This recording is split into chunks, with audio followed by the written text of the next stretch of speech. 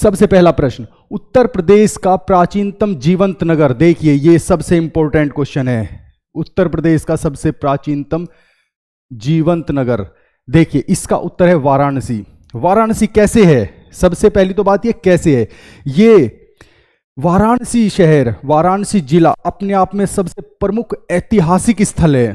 क्यों है? क्योंकि ये वरुणा और अस्सी दो नदियों के बीच स्थित है। वरुणा और अस्सी ये दो नदियों के बीच स्थित है। ठीक है, इसका उल्लेख वेदों में किया गया है। सबसे पहले इसका उल्लेख अथर्ववेद में किया गया है। वेदों में इसका उल्लेख है, वेदों में उल्लेख, याद रखना। किस वेद में? अथर्ववेद में। प्रथम बार अथर्ववेद में इसका उल्लेख किया गया है। अथर्ववेद में इसका उल्लेख किया गया है। काशी राज्य का वर्णन महाभारत और रामायण में भी किया गया है। काशी राज्य का वर्णन महाभारत और रामायण में भी किया गया है। महाभारत एवं रामायण में भी काशी राज्य का उल्लेख किया गया है।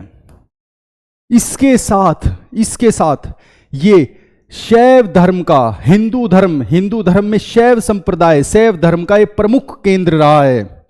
शैव धर्म का प्रमुख केंद्र रहा है। प्रमुख केंद्र याद रखना, प्रमुख केंद्र रहा है। और ये जैन धर्म के 23वें तीर्थंकर पार्श्वनाथ की जन्म स्थली भी रही है। इसलिए जैनियों का भी ये धर्म स्थल है, जैनियों का भी तीर्थ है ये। पार्श्वनाथ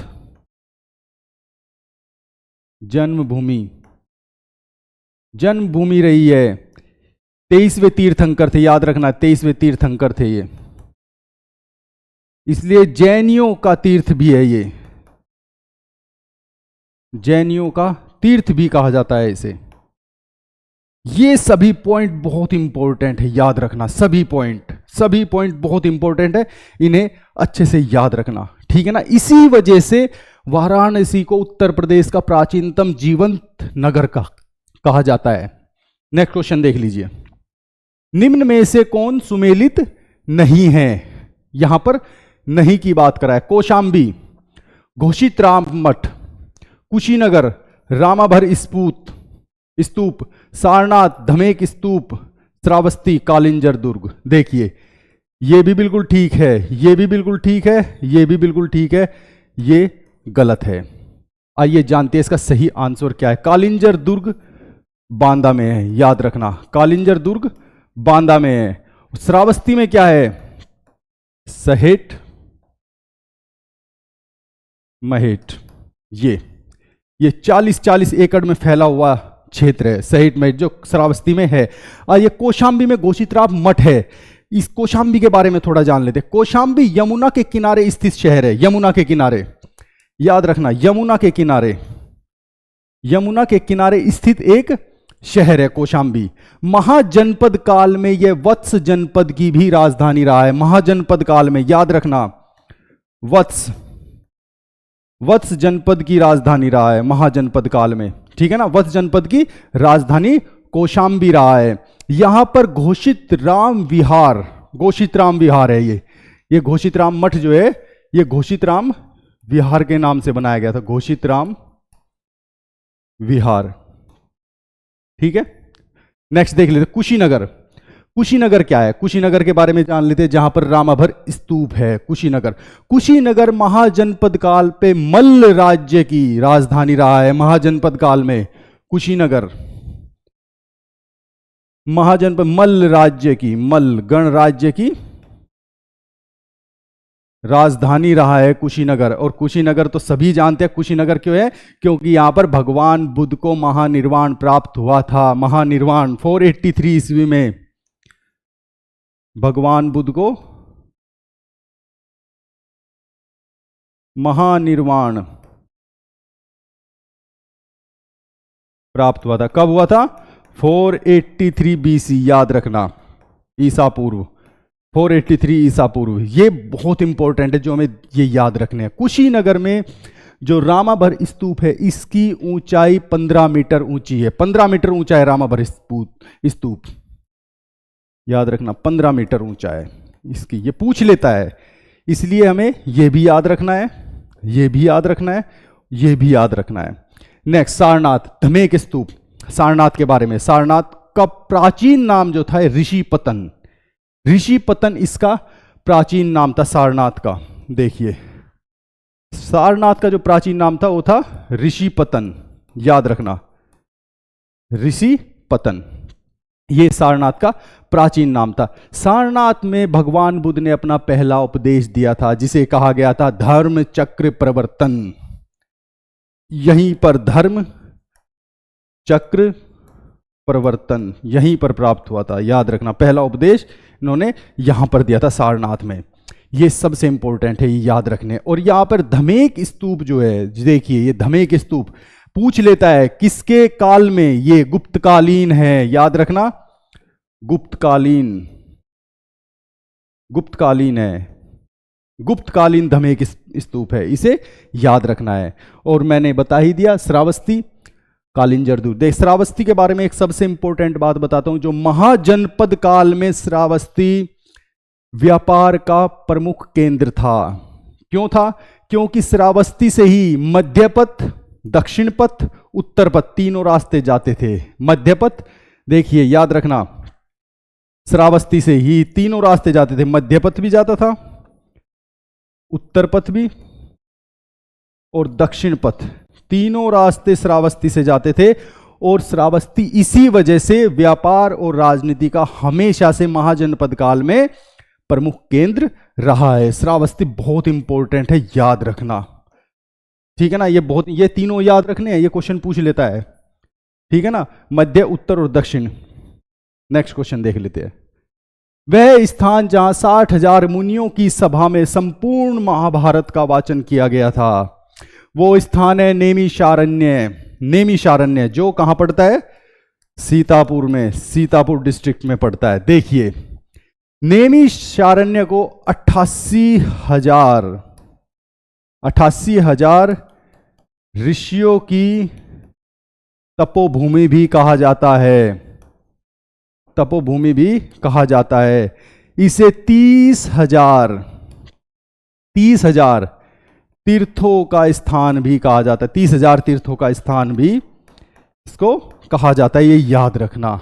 नैमिषारण्य, नैमिषारण्य बहुत इंपॉर्टेंट, 88,000 ऋषियों की तपोभूमि भी कहा जाता है, 30,000 तीर्थों का स्थान भी कहा जाता है। और हस्तिनापुर, हस्तिनापुर को बता दूं मैं आपको, ये मेरठ में है, मेरठ में ये कौरवों की राजधानी रहा है, कौरवों की राजधानी।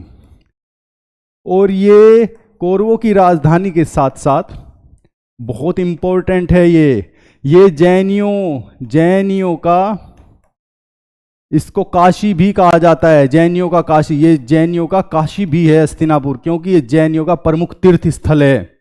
हस्तिनापुर जैनियों का प्रमुख तीर्थ स्थल है, इसलिए जैनियों का काशी भी कहा जाता है। अब देख लेते अही छत्र। अही छत्र बरेली के रामनगर शहर को कहते थे महाजनपद काल में। महाजनपद काल में बरेली के रामनगर शहर को, बरेली के रामनगर शहर को महाजनपद काल में अही छत्र कहते थे, ठीक है ना। कामपिल्य, कामपिल्य बहुत फेमस है, महाभारत में आपने सुना है कामपिल्य राजा जहां की द्रौपदी थी, द्रौपदी का स्वयंवर भी कामपिल्य में हुआ था। तो कामपिल्य फर्रुखाबाद में है, जो कि गंगा के किनारे स्थित है। कामपिल्य गंगा के किनारे, याद रखना, याद रखना, गंगा के किनारे। कहां पे है ये? फर्रुखाबाद में, फर्रुखाबाद में। ये याद रखने, आपको सभी पॉइंट याद रखने। द्रौपदी का स्वयंवर भी याद रखना है, द्रौपदी का स्वयंवर, क्योंकि ये क्वेश्चन पूछा गया है, एक बार पूछा गया था ये, ठीक है ना। तो ये आपको हर क्वेश्चन के हर ऑप्शन को याद रखना है। आंसर है इसका नैमिषारण्य, लेकिन हमें इससे कोई मतलब नहीं आंसर क्या है, लेकिन हमें इनका भी पता होना चाहिए ये क्या है, ठीक है ना। इन सब ऑप्शंस का भी हमें पता होना चाहिए कौन सा ऑप्शन क्या है, इसका क्या सही आंसर है। नेक्स्ट क्वेश्चन देख लेते हैं। निम्न में कौन सुमेलित नहीं है? यहां पे पूछा है नहीं है। वाराणसी गंगा, बिल्कुल ठीक, वाराणसी गंगा के किनारे है, बिल्कुल ठीक। गोरखपुर कोसी देख लेंगे। अयोध्या सरयू नदी, बिल्कुल ठीक। लखनऊ गोमती, बिल्कुल ठीक। देखिए, लखनऊ गोमती के किनारे बसा है, अयोध्या सरयू के किनारे, वाराणसी गंगा के किनारे, लेकिन गोरखपुर कोसी के नहीं, राप्ती के किनारे बसा है। याद रखना, राप्ती के किनारे, राप्ती के किनारे। गोरखपुर के बारे में कुछ बात कर लेते हैं। गोरखपुर से एक धार्मिक अखबार है, मासिक है, जो कि धार्मिक अखबार, याद रखना, धार्मिक अखबार जो कि मासिक है, मंथली है, मासिक है, वो उसका नाम है कल्याण। याद रखना, कल्याण। उसका वहां से प्रकाशन होता है। कहां, कौन प्रकाश करता है, प्रकाशक कौन है उसका प्रकाशक है, बहुत इंपॉर्टेंट है, ये आता है गीता प्रेस गोरखपुर। गीता प्रेस गोरखपुर, ये इसकी प्रकाशक है, यहां से प्रकाशित होता है, और अखबार का नाम है कल्याण। याद रखना, ये बहुत इंपॉर्टेंट है। नेक्स्ट क्वेश्चन देख लेते हैं। उत्तर प्रदेश का वह स्थान जहां सिंधु घाटी सभ्यता के साक्ष्य मिले। देखिए, यहां पर जितने भी नाम दिए, सरकोतडा, मांडी, राखीगढ़ी, रंगपुर, ये सभी यहां से सभी सिंधु घाटी सभ्यता के साक्ष्य मिले, हर जगह से। देखिए, सरकोट, लेकिन यहां पूछा है वह उत्तर प्रदेश का स्थान है मांडी। ये कहां पर है, ये मुजफ्फरनगर में। याद रखना, ये मुजफ्फरनगर में है, और ये लास्ट टू लास्ट ईयर ये क्वेश्चन आया भी था, ठीक है ना। ये यूपी पीसीएस में लास्ट टू लास्ट ईयर ये क्वेश्चन आया था, ठीक है ना। देखिए, सरकोतड़ा कहां पे है, ये कच्छ जिले में है, गुजरात के कच्छ जिले में है ये। यहां से घोड़े की हड्डियों के साक्ष्य मिले थे। यहां से सिंधु घाटी सभ्यता के घोड़े की हड्डियों के साक्ष्य मिले थे। मांडी मुजफ्फरनगर में है, बता ही दिया। राखीगढ़ी, ये इंडियन सब कॉन्टिनेंट की सबसे बड़ी इंडस वैली सिविलाइजेशन की साइट है राखीगढ़ी, जो कि हिसार हरियाणा में है।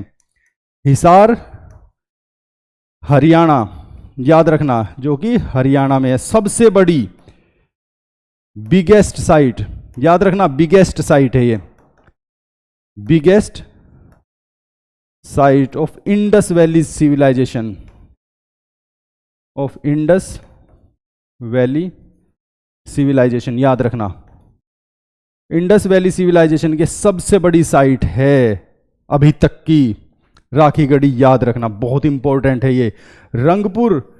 रंगपुर, ये सौराष्ट्र में है, सौराष्ट्र क्षेत्र में है, ये सौराष्ट्र क्षेत्र में है, किसके, गुजरात के, रंगपुर। हमें हर साइट का पता होना चाहिए, हर साइट का पता होना चाहिए। अब बात आती है उत्तर प्रदेश का वह स्थान जहां सिंधु घाटी सभ्यता के साक्ष्य मिले, हो तो मांडी हो गया। अब उत्तर प्रदेश में कौन कौन सी साइट्स है सिंधु घाटी सभ्यता से जुड़ी हुई। देखिए, उत्तर प्रदेश में कौन कौन सी साइट्स है, ऊपर से चलते हैं, सहारनपुर से हुलास, याद रखना, हुलास जो कि कहां पे है, सहारनपुर में। याद रखना, ये सहारनपुर में है। आलमगीरपुर जो कि कहां पे है, मेरठ में। सनोली जो कि कहां पे है, बड़ौत तहसील है, और जिला है बागपत। याद रखना, जिला है बागपत। और मांडी मुजफ्फरनगर। ये 4 साइट है जो सिंधु घाटी सभ्यता से संबंधित है, इन्हें याद रखना है आपको चारों को। ये हुलास को भी, आलमगीरपुर, सनौली और मांडी, ये चारों आपको याद रखनी है। नेक्स्ट क्वेश्चन देख लेते हैं। निम्नलिखित में से कौन सा युग्म सही सुमेलित है, सही सुमेलित पूछा है। दशावतार मंदिर, देवगढ़ का दशावतार मंदिर, ललितपुर, बिल्कुल करेक्ट। बाबा सोमनाथ मंदिर, कानपुर। वराह भगवान मंदिर, ये गलत है, ये भी गलत है। श्रृंगी ऋषि का मंदिर, ये भी गलत है। देखिए, बाबा सोमनाथ का मंदिर कहां पे है, देवरिया में। श्रृंगी ऋषि का मंदिर कहां पे है, फर्रुखाबाद में। देखिए, बाबा सोमनाथ का मंदिर कहां पे है, देवरिया में। देवरिया में। वराह भगवान का मंदिर कहां पे है? एटा में। ये याद रखने हैं आपको सभी। श्रृंगी ऋषि का मंदिर कहां पे है? फर्रुखाबाद में। फर्रुखाबाद में। ये भी आपको याद रखने। कितनी बार मैच द फॉलोइंग में पूछ लेगा तो आपको ये करेक्ट लगाने पड़ेंगे, ठीक है ना, ये याद रखने हैं। और दशावतार देवगढ़ का, ऐसे भी आ जाता है कितनी बार, देवगढ़ का दशावतार। एक बार क्वेश्चन पूछा था जिसका ऑप्शन ही गलत दिया था, उसमें झांसी दिया था, वो ऑप्शन ही गलत था, झांसी नहीं है, ललितपुर है, याद रखना। देवगढ़ का दशावतार मंदिर ललितपुर है, ठीक है ना। नेक्स्ट क्वेश्चन देख लेते हैं। निम्न में कौन सुमेलित नहीं है? यहां पे पूछा है नहीं है, इसका मतलब एक गलत है, तीन सही है। श्रृंगवेरपुर बांदा, कनक भवन अयोध्या, कामदगिरी चित्रकूट, जेके मंदिर कानपुर। इसमें ये भी करेक्ट है, ये भी करेक्ट है, ये भी करेक्ट है, ये गलत है। श्रृंगवेरपुर कहां है? ये प्रयागराज, याद रखना, ये प्रयागराज। अब कनक भवन अयोध्या बिल्कुल करेक्ट है, कनक भवन अयोध्या बिल्कुल करेक्ट है, ठीक है ना। कामदगिरी चित्रकूट बिल्कुल करेक्ट है। ये दो प्रदेशों में फैला हुआ है, कामदगिरी पर्वत दो प्रदेशों में है, याद रखना, यूपी व एमपी, दो प्रदेशों में है, दो प्रदेशों में। यहां पर इस पर्वत पर 300 से अधिक मंदिर है, 300 से अधिक मंदिर है, याद रखना, 300 से अधिक मंदिर है इस पर्वत पे, 300 से अधिक मंदिर है। जेके मंदिर कानपुर में है, ये बिल्कुल करेक्ट है, बिल्कुल करेक्ट है। अयोध्या, कनक भवन अयोध्या। देखिए अयोध्या का प्राचीन नाम क्या था, याद रखना, एक बार आया था इसलिए बता रहा, अयाजसा। अयोध्या का प्राचीन नाम था अयाजसा, ठीक है ना, ये याद रखना है। श्रृंगवेरपुर प्रयागराज में है, ये वहां से प्रयागराज से 21 किलोमीटर की दूरी पर स्थित है, गंगा के किनारे स्थित है, ये गंगा के किनारे, याद रखना, गंगा के किनारे, गंगा के किनारे स्थित है, याद रखना, ये बहुत इंपॉर्टेंट है, ये सभी आपको याद रखने हैं। अब श्रृंगवेरपुर का महत्व क्या है, सिग्निफिकेंस क्या है इसका? इसका सिग्निफिकेंस है, भगवान राम अपने वनवास के दौरान, जब वे वनवास पे थे तो भगवान राम ने एक रात का विश्राम राजा निषाद के कहने पर श्रृंगवेरपुर में किया था, याद रखना, एक रात के लिए एक रात का विश्राम किया था भगवान राम ने श्रृंगवेरपुर में, ठीक है ना, याद रखना, भगवान राम ने वनवास के दौरान, वनवास के दौरान, ये याद रखना है।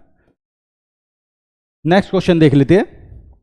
निम्नलिखित में से कौन सा युग्म सही सुमेलित नहीं है? आंवला नगरी, धान का कटोरा, हींग व गुलाल नगरी, काशी की बहन। देखिए आंवला नगरी है, किसे कहते हैं आंवला नगरी? प्रतापगढ़ को, प्रतापगढ़ को आंवला नगरी कहते हैं। धान का कटोरा किसे कहते हैं? चंदौली को धान का कटोरा कहते हैं। हींग व गुलाल नगरी किसे कहते हैं? ये कहते हैं हाथरस को, याद रखना, ये हाथरस को कहते हैं हींग व गुलाल नगरी। काशी की बहन गाजीपुर को, ये बिल्कुल करेक्ट है, इसलिए इसका करेक्ट आंसर क्या है? काशी की बहन गाजीपुर। और प्रयागराज को संगम नगरी कहते हैं, याद रखना, प्रयागराज को संगम नगरी कहते हैं, ठीक है ना। इनके करेक्ट आंसर क्या है? धान का कटोरा चंदौली को कहते हैं, हींग व गुलाल नगरी हाथरस को कहते हैं, और आंवला नगरी प्रतापगढ़ को कहते हैं, ये याद रखना। नेक्स्ट क्वेश्चन देख लेते हैं। निम्न में कौन सुमेलित नहीं है? ये प्राचीन नाम है और ये वर्तमान नाम है, ठीक है ना। महोदय श्री, ये बहुत बार क्वेश्चन आया है, बहुत बार। कन्नौज इसका बिल्कुल करेक्ट आंसर, बहुत बार क्वेश्चन आया है, ये बहुत इंपॉर्टेंट है, याद रखना, बहुत बार आया है। कन्नौज। मधुपुरी मथुरा, बिल्कुल करेक्ट, मथुरा को मधुपुरी भी कहते हैं। हरिगढ़ कानपुर, देख लेते हैं। शुकर शोरो क्षेत्र कासगंज, बिल्कुल करेक्ट है। देखिए हरिगढ़ का वर्तमान नाम है अलीगढ़, याद रखना, अलीगढ़। हरिगढ़ को इसे कोल या कोयल नाम से भी जाना जाता था, कोयल नाम से भी जाना जाता था। अब यहां पे कानपुर दिया है ऑप्शन, तो कानपुर का प्राचीन नाम क्या था? कानपुर का प्राचीन नाम था कानवपुर, काहनेपुर, याद रखना, इसका प्राचीन नाम था काहनेपुर, ठीक है ना, कानपुर का।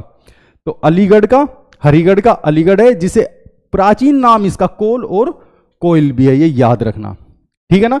नेक्स्ट क्वेश्चन देख लेते हैं। निम्नलिखित में से कौन सा युग्म सही सुमेलित है? सही सुमेलित है पूछा है, इसका मतलब एक सही है, 3 गलत होंगे। देख लेते हैं। सिराज ए हिंद जौनपुर बिल्कुल करेक्ट, ये बिल्कुल करेक्ट है। पीतल नगरी फिरोजाबाद ये गलत है। चूड़ी नगरी मुरादाबाद ये भी गलत है। कैंची नगरी आगरा ये भी गलत है। देखिए जौनपुर को सिराज ए हिंद तो कहते ही है, साथ में पूर्व का सिराज भी कहते हैं, इसे पूर्व के सिराज के नाम से भी जाना जाता है, याद रखना। पीतल नगरी मुरादाबाद है, पीतल नगरी याद रखना। पीतल नगरी कौन सी है? मुरादाबाद। चूड़ी नगरी कौन सी है? फिरोजाबाद, याद रखना है। चूड़ी नगरी फिरोजाबाद है। चूड़ी नगरी भी कहते हैं फिरोजाबाद को, और इसे दुल्हन नगरी भी कहते हैं, दुल्हन नगरी भी कहते हैं इसको, ठीक है ना, याद रखना, ये इंपॉर्टेंट है। कैंची नगरी किसको कहा जाता है? मेरठ को कैंची नगरी कहते हैं। लेकिन यहां पर आगरा ऑप्शन दिया है, तो आगरा को भी कुछ कहते हो, आगरा को कहते हैं पेठा नगरी या ताज नगरी आगरा को कहते हैं, याद रखना। ये बहुत इंपॉर्टेंट है ये सभी, ठीक है ना। सिराज ए हिंद जौनपुर, पीतल नगरी मुरादाबाद, चूड़ी नगरी फिरोजाबाद, कैंची नगरी मेरठ, और इसे फिरोजाबाद को दुल्हन नगरी भी कहते हैं, और आगरा को पेठा नगरी कहते हैं, और ताज नगरी भी कहते हैं, ठीक है ना। ये हमारे आज के कुछ इंपॉर्टेंट कंसेप्ट्स थे, कुछ इंपॉर्टेंट प्रश्न थे, जो सभी exam UP PCS, UP PSC, RO ARO के लिए बहुत महत्वपूर्ण है। इन्हें आप अच्छे से पढ़ना। मैंने सब कुछ डिटेल में बताया, कुछ भी नहीं छोड़ा है। अगर आपको कोई भी किसी भी क्वेश्चन में, किसी कंसेप्ट में कोई प्रॉब्लम हो, तो आप कमेंट बॉक्स में अपना व्यू डाल सकते हैं, आप कमेंट कर सकते हैं, ठीक है ना।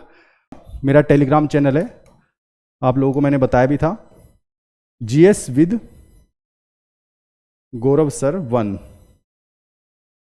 ये मेरा टेलीग्राम चैनल है। और इस पूरी की पूरी रिकॉर्डिंग की वीडियो भी डाल दूंगा मैं, और इसकी पूरी की पूरी पीडीएफ, जो भी मैंने आंसर्स के साथ जो भी समझाया पूरा का पूरा डिटेल में, वो सब भी मैं अपने टेलीग्राम चैनल पर इसकी पूरी पीडीएफ डाल दूंगा। वहां पर आप मुझे ज्वाइन कर सकते हैं, वहां पर आपको सब कुछ मिलेगा, बहुत कुछ मिलेगा, ठीक है। तो दोस्तों, अगर आपको मेरी ये वीडियो अच्छी लगी तो प्लीज़ ज़्यादा से ज़्यादा शेयर कीजिए और लाइक कीजिए। और हाँ, आप लोगों से एक अनुरोध है कि मेरे चैनल को ज़्यादा से ज़्यादा सब्सक्राइब कीजिए। आज के लिए इतना ही, धन्यवाद।